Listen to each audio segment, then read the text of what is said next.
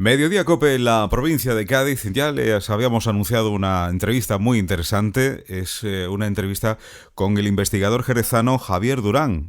Un libro que ha publicado, Coronavirus Vincit Omnia Veritas, de la editorial McGraw-Hill, Orígenes del virus SARS-CoV-2, y es un libro más que interesante. Además está haciendo entrevistas por todo el mundo y un libro que está basado en el estudio de investigación de más de 500 artículos científicos, periodísticos y de diversa índole. Además, estos artículos en 15 idiomas. Ahí también la dificultad de este trabajo que ha realizado, como decimos, Javier Durán, al que ya saludamos. Javier, ¿qué tal? Buenas tardes. Buenas tardes, José Manuel. Buenas tardes a todos los oyentes de COPE. Efectivamente, tal y como tú me comentabas, pues ha sido un arduo trabajo de investigación, ¿no? Pero que al final, pues está dando, como sabes, sus frutos. Pues la verdad que sí, porque está sirviendo también de herramienta a muchos científicos, a muchas personas que están mirando a ver dónde apareció, cómo apareció, cuándo apareció, cómo ha estado este virus por nuestra Europa, ¿no? Por nuestro continente. La primera pregunta: ¿cuándo apareció este virus, el COVID-19? Bueno, José Manuel, esa es una pregunta muy interesante porque, bueno, hoy en día ya tenemos varios estudios. Yo aporto ciertos datos en el libro. Por ejemplo, uno de los datos muy curioso es que ya, pues por enero de 2020, el profesor Yves Cohen, pues tomó muestras en el Hospital Saint-Saint-Denis de pacientes que habían fallecido previamente con una neumonía bilateral. Previamente me refiero al primer caso confirmado, que como bien sabemos pues se dio a finales del mes de enero de 2020 en Francia, y pues lo que encontró pues fue algo increíble, ¿no? Encontró un paciente que efectivamente el día 27 de diciembre de 2019, es decir, un mes antes, ya había fallecido con esa neumonía bilateral, y los resultados fueron positivos para el virus SARS-CoV-2. Cuando se realizó un estudio de investigación, un rastreo, se comprobó que este paciente nunca había salido de Francia, con lo cual pues se empezó a barajar la hipótesis de que hubiese sido pues un caso de contagio local. Se comprobó que pues ese paciente tenía a su mujer que había trabajado pues en un supermercado, y en ese supermercado pues se dedicaba a vender pescado, y en un puesto cercano donde ella trabajaba pues había un puesto de sushi, y en ese puesto de sushi había personas de origen asiático, chino concretamente, que sí que habían viajado a esa zona de China y que pues probablemente habían transmitido el virus a esa mujer, que de forma sintomática se lo había transmitido a su marido. Probablemente los investigadores llegaron a la conclusión de que el virus ya llevaba circulando durante un tiempo por Francia sin ser detectado.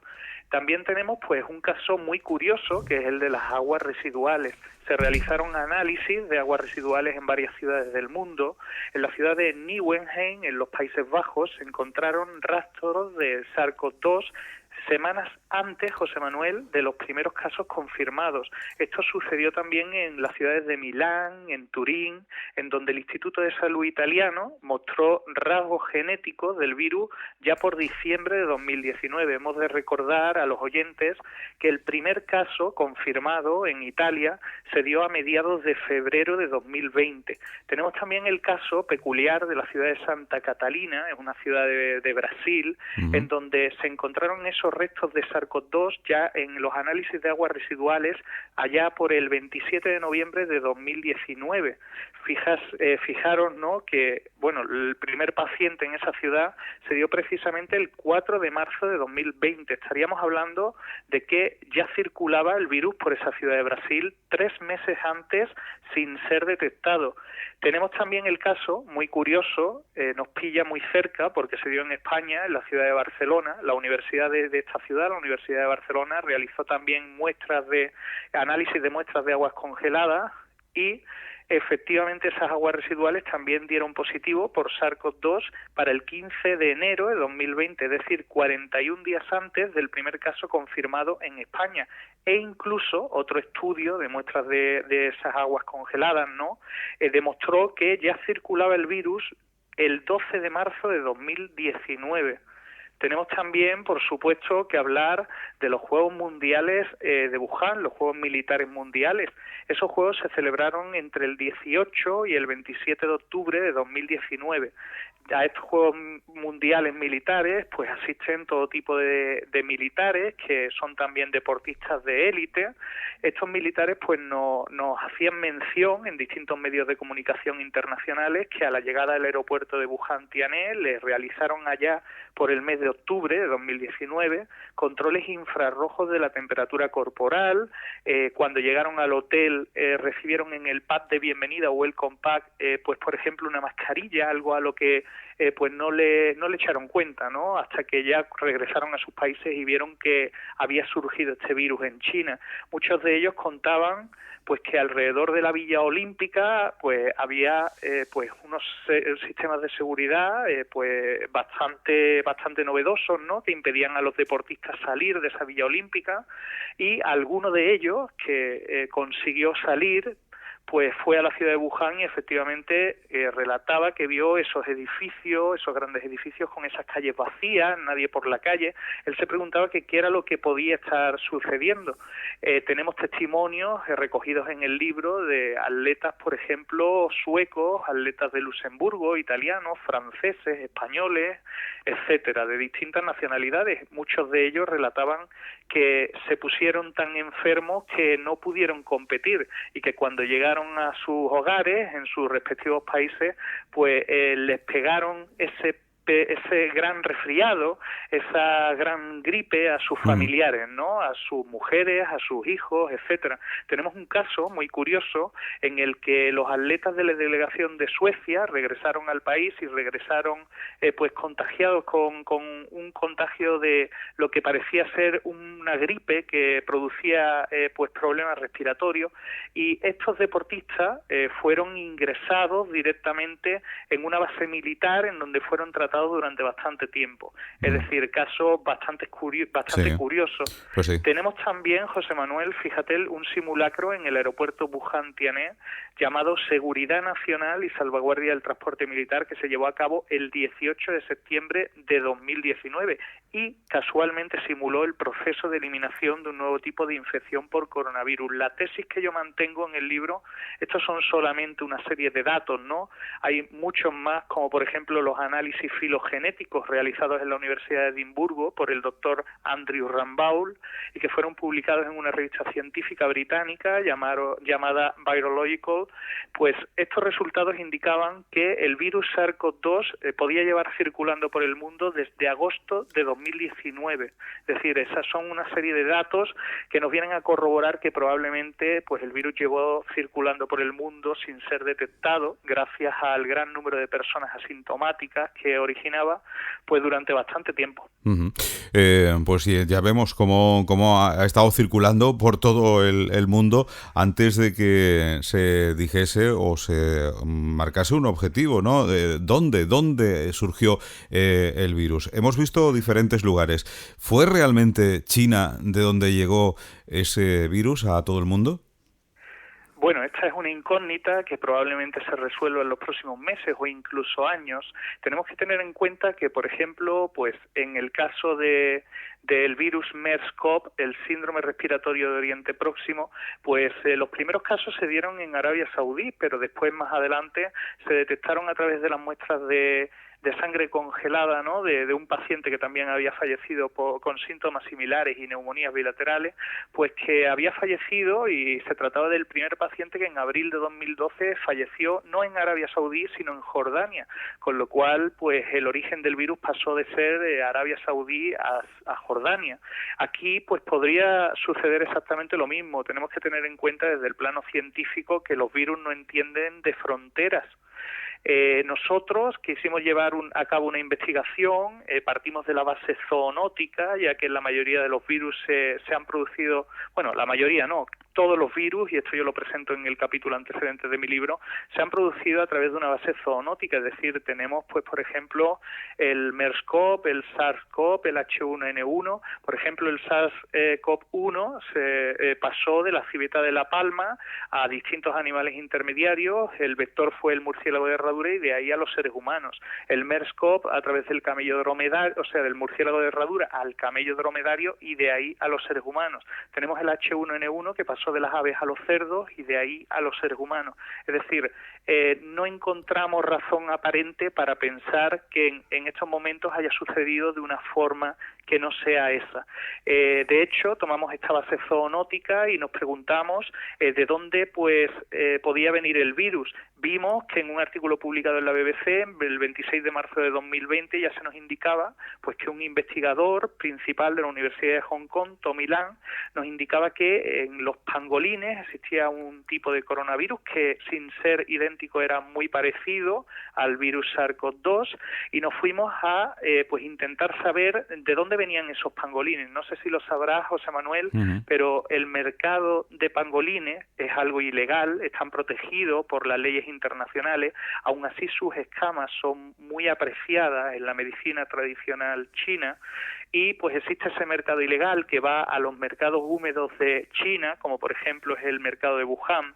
Hemos encontrado también información que ya nos indicaba que a ese mercado llegaban pangolines del mercado ilegal de Indonesia, de Malasia, así que nos pusimos manos a la obra, empezamos a buscar pues artículos sobre enfermedades que se hubiesen producido en esos países en algún momento determinado que causaran ese cuadro clínico característico del virus SARS-CoV-2 con esas neumonías bilaterales, y en inglés pues no encontramos nada, así que pues decidimos empezar a buscar en los idiomas de esos países, ¿no? En el indonesio, en el malayo.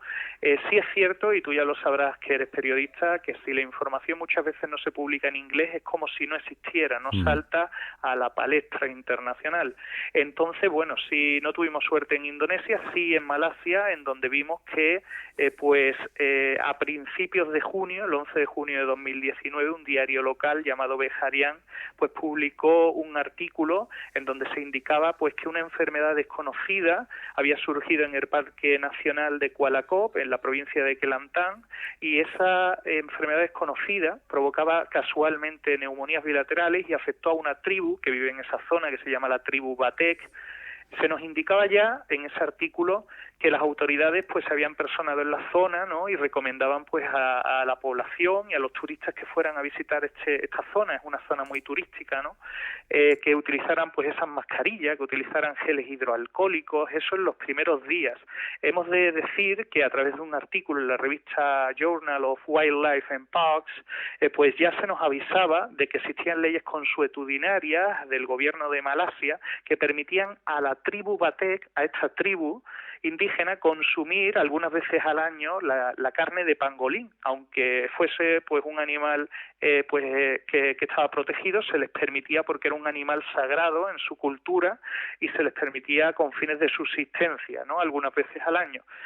Ya fuimos pues asociando una cosa a la otra, y pues el 28 de junio de 2019 Datuk Seri, que era el ministro de Salud de Malasia en aquel momento, aconsejó al público que no fuera a la aldea de Orang Asli, que era una aldea cercana. Indicaba que la infección, estas son palabras textuales, la infección en los pulmones se propagaba fácilmente. Bueno, en sucesivos artículos se nos indicaba que esta enfermedad se iba extendiendo por las aldeas cercanas y que incluso las autoridades pues llegaron a crear un centro de evacuación con 400 camas. En un artículo publicado un poco más adelante por el diario New Straits Times, el 6 de julio de 2019, pues se abría con el siguiente titular, te lo leo textualmente: muertes en Kuala Kop, autopsias no concluyentes. Finalmente las autoridades de Malasia, que se trataba simplemente de un brote de sarampión, pero la Asociación de Médicos Privados de Malasia, a través de la organización Code Blue, indicó, y te leo textualmente, creemos que el sarampión fue una falsa pista que oscureció el análisis de las otras posibles causas de mortalidad. Se deberían considerar otras causas de muerte. Nosotros, pues bueno, tras analizar estos datos, tras presentarlos, hemos de decir, José Manuel, que el libro está escrito desde una perspectiva totalmente científica, en la que yo soy totalmente objetivo, solamente le presento los datos al lector, no doy ningún punto de vista en ningún momento, salvo en una sola parte, que es la parte en la que yo digo que el virus lleva circulando mucho tiempo, ¿no? Es algo en lo que pongo la mano en el fuego porque hay tantos datos que lo corroboran, claro, que es muy difícil decir que no.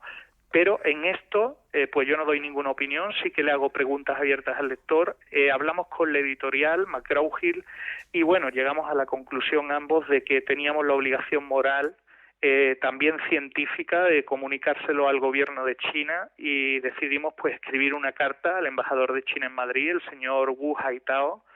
Y bueno, esto le fue remitido junto con un estudio que hicimos, publicado en ambos idiomas. También se le remitió pues un libro, y a día de hoy todavía no hemos obtenido respuesta. Esperamos que, si puede servir para algo, ellos tienen los medios para comprobarlo, ¿no? Para que poco a poco se vaya esclareciendo todo lo ocurrido. Ahora mismo se trata tan solo de una hipótesis, que no tenemos pues idea si ha sido contrastado o no, porque ya te digo que no hemos recibido todavía respuesta, pero bueno, si podemos ayudar en algo, pues para eso estamos.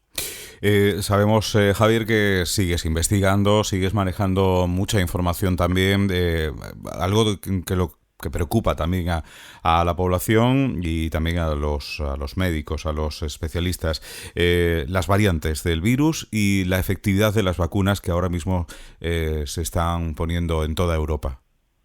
Sí, bueno, eso es algo que ha preocupado mucho. Hemos de decir que los virus de ARN, tanto como los de ADN, pues mutan constantemente. Es normal que vayan surgiendo estas variantes. Lo que han tratado de hacer muchos países como Alemania e Inglaterra es simplemente confinar a su población para que esas variantes no sigan mutando. Hasta ahora hemos tenido suerte con algunas de ellas, como la B117, que es la cepa británica, que pues no ha mutado en una parte de la espiga en la que se habían basado las vacunas, pero sí he de decir a los oyentes de COPE que pues hoy es un momento para la alegría, porque ayer estuve leyendo el artículo, el estudio del gobierno de Israel, no sé si lo saben, pero Israel ha firmado un contrato con Pfizer y le está cediendo los datos de la vacunación para ver, para comprobar cómo de efectiva es la vacuna, y bueno, pues os puedo decir que el 33% de su población ha sido vacunada ya con las 2 dosis, se ha convertido pues en un ritmo más rápido, en el ritmo más rápido de vacunación, ¿no? El país que más rápidamente ha vacunado a su población, todo un ejemplo, y los indicadores son muy alentadores, ¿no? En el grupo ya vacunado hay un 94% menos de infecciones que en el grupo por vacunar, y la vacuna es, por tanto, pues la salida final a ese túnel. Un dato muy alentador, yo te lo comentaba antes de la entrevista, ¿no? Te comentaba, me han entrado ganas cuando lo he visto de brindar con champán, ¿no? Porque la vacuna se ha demostrado que es un 98,9% efectiva para prevenir una enfermedad grave, ¿no? Y el gobierno de Israel ha comunicado que la vacuna pues es un 99% efectiva para prevenir muertes. Es decir, cuando hablamos de esta vacuna no hablamos de que pues cuando tú te inyectas la vacuna ya eres inmune al virus, no. Es decir, una persona que sea vacunada se va a poder contagiar y va a poder contagiarlo a otros. Lo que intenta la vacuna es prevenir esos cuadros clínicos graves, es decir, la muerte en esas personas mayores. Cuando ya tengamos a toda la población vacunada o a un porcentaje alto de la población vacunada, será entonces cuando ya podamos ir relajando esas medidas de protección y demás. Pero lo que intenta la vacuna, ya te digo, es que no fallezcan todas esas personas inmunodeprimidas, esas personas mayores, es decir, parar ese ritmo de mortalidad que existe hoy en día, y efectivamente se está comprobando que la vacuna es efectiva. En cuanto a las mutaciones, yo particularmente, y he leído muchos estudios científicos, he escuchado a muchos virólogos, ya tenemos la base es la vacuna, y si surgen nuevas mutaciones, esas empresas farmacéuticas en 2-3 meses pueden variar efectivamente esa vacuna para hacerla eficaz contra esas mutaciones. ahora mismo lo más importante es que todos pongamos de nuestra parte porque no queremos que surja una cuarta ola. Yo ya he escuchado en medios de comunicación que se habla de una cuarta ola. Esto se puede evitar. De hecho, ya en Alemania, en Inglaterra, están hablando de intentar evitarlo. La forma de evitarlo es, ahora que nos están dando un poco de más salida, de más vía libre, están levantando los confinamientos, ser consciente de utilizar todas las medidas de protección porque todavía no estamos vacunados. Y a las autoridades, pues simplemente iniciar una campaña de vacunación agresiva en donde se vacune mucha gente por día y demás. También estamos viendo que pues a veces están faltando las vacunas, pero no nos debemos preocupar porque hay más de 100 vacunas en distintas fases. Por ejemplo, ahora se va a aprobar también la vacuna de Janssen, de Johnson & Johnson, que es una vacuna de más de una sola dosis, aunque probablemente en el futuro sea también de 2, y que pues todo esto, todas estas nuevas vacunas que van a ir llegando, van a acelerar ese proceso de vacunación y van a hacer que poco a poco vayamos viendo la salida de todo este túnel, ¿no? De toda esta historia. Lo que yo siempre digo es que muchas personas en pequeños lugares son las que realmente van a hacer el cambio, ¿no? Y eso es lo que tenemos que hacer. Y bueno, pues alguien dijo una vez que la oscuridad más profunda pues desaparece con la luz más tenue. Y ciertamente la vacuna para nosotros hoy en día es esa luz tan tenue que va a hacer desaparecer esa oscuridad. Pues seguro que recobraremos esa normalidad que todos ansiamos, y es un libro muy interesante. Les recomiendo que lo lean, que es un buen regalo también, ahora que se acerca el Día del Padre y se acercan fechas también importantes. Es el libro del investigador jerezano Javier Durán, libro Coronavirus, Vincit Omnia Veritas, de la editorial McGraw-Hill, y Orígenes del virus SARS-CoV-2. De verdad que es impresionante todo el trabajo que ha realizado Javier con su equipo. Son numerosos estudios de investigación, 500 artículos, fíjense, 500 artículos en 15 idiomas diferentes, artículos científicos, periodísticos, de diverso índole para realizar este trabajo. Un excelente trabajo. Enhorabuena, Javier, por el trabajo, y te esperamos para, no sé si estás pensando en un nuevo libro. Bueno, pues sí que estaba pensando en ello, pero creo que voy a tomarme unas vacaciones bien merecidas. Sí que te quería comentar antes de cerrar esta entrevista. Sí. Quiero también pues lanzar una daga, ¿no?, en favor de la investigación española. Sí. Una investigación española, no sé si lo sabrás, pero existe una vacuna en la que se está trabajando, el CSIC que se está trabajando en esa vacuna. Sí. Hay varios investigadores que están trabajando en ella. Entre ellos, pues por ejemplo, está Vicente Larraga, está también, por ejemplo, Luis Enjuanes, Mariano Esteban. Estas son personas que, no lo olvidemos, están jubiladas, están ahí trabajando pues simplemente sin cobrar, cobrando su pensión. Tienen un equipo que está formado por Silvia Ruiz, que está contratada en el proyecto, con un contrato temporal. Tenemos a Fran Lariza, que gana entre 800 y 900 euros al mes, a Jaime Larraga, que gana unos 1.500 euros, y a Pedro Alcolea, que es doctor en bioquímica con más de 30 publicaciones y que gana 1.600 euros. Hoy en día, toda esta gente que está trabajando, pues lo está haciendo con un presupuesto mínimo. El presupuesto en ciencia en España se redujo un 25% en los últimos 10 años, mientras que en Reino Unido y Alemania lo incrementaron un 40%, es decir, estamos a la cola de Europa. Nuestras mentes se marchan al extranjero, ¿no? Y esto es un fracaso para un país que aspira a crecer y convertirse en referente mundial en la ciencia. Yo quiero romper una daga en favor de estos investigadores, darle la enhorabuena por el trabajo que están haciendo, por un trabajo que están haciendo jubilados incluso, y bueno, es encomiable la labor, y yo creo que todos se lo debemos de agradecer. Sin duda que sí. Esperemos que esto cambie y que desgraciadamente situaciones como estas son las que nos tienen que hacer cambiar, nos tienen que hacer cambiar. Javier Durán, muchísimas gracias por estar hoy con nosotros aquí en COPE y por dejarnos con la boca abierta por toda esa investigación que has llevado a cabo y todos esos datos que nos acabas de facilitar. Muchas gracias. Muchas gracias a vosotros y bueno, pues un saludo para todos los oyentes de COPE. Gracias.